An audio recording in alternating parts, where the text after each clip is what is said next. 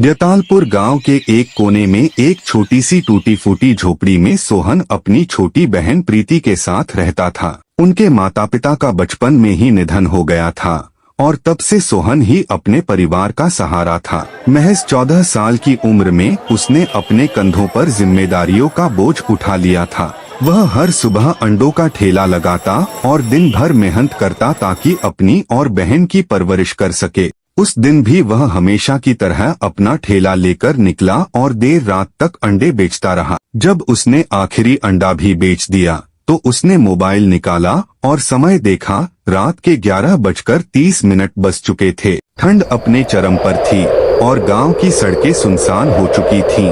हल्की कोहरे की चादर चारों ओर फैली थी और हवा में अजीब सी नमी थी। सोहन जल्दी जल्दी अपना ठेला समेटकर घर की ओर बढ़ने लगा, लेकिन जैसे ही उसने सड़क पार की उसे महसूस हुआ कि कोई उसके पीछे पीछे चल रहा है। वह अचानक रुक गया और पलटकर देखा। सामने कुछ भी नहीं था, बस घना कोहरा। उसने सोचा कि शायद यह उसका भ्रम होगा और वह फिर चलने लगा। कुछ कदम आगे बढ़ते ही फिर से वही अजीब एहसास हुआ, जैसे कोई उसकी परछाई की तरह उसके साथ चल रहा हो। इस बार उसने झट से मोबाइल की टॉर्च जलाई और पीछे देखा, लेकिन चारों ओर सिर्फ सन्नाटा और कोहरा था। सोहन ने डर को नजरअंदाज किया और तेजी से चलने लगा। तभी उसे सड़क किनारे एक पेड़ के पास सफेद कपड़ों में खड़ी एक औरत की परछाई दिखी। उसकी पीठ सोहन की ओर थी। सोहन का दिल जोरों से धड़कने लगा। गांव में कई तरह की कहानियां प्रचलित थीं कि रात के समय इस रास्ते पर अजीब घटनाएं होती हैं। उसने खुद को समझाया कि शायद कोई राहगीर होगा, लेकिन जब वह थोड़ा और आगे बढ़ा तो वह महिला अचानक ही हिलने लगी। सोहन ने हिम्मत जुटाकर धीरे से कहा, आप कौन हैं? इतनी रात यहाँ क्या कर रही हैं? महिला ने कोई जवाब नहीं दिया। उसकी सांसें ठंडी हवा में हल्के हल्के सुनाई दे रही थी। अचानक उसने अपना सिर धीरे धीरे घुमाया। सोहन की आंखें फटी की फटी रह गईं। उसका चेहरा पूरी तरह जला हुआ था और उसकी आंखों की जगह गहरे काले गड्ढे थे।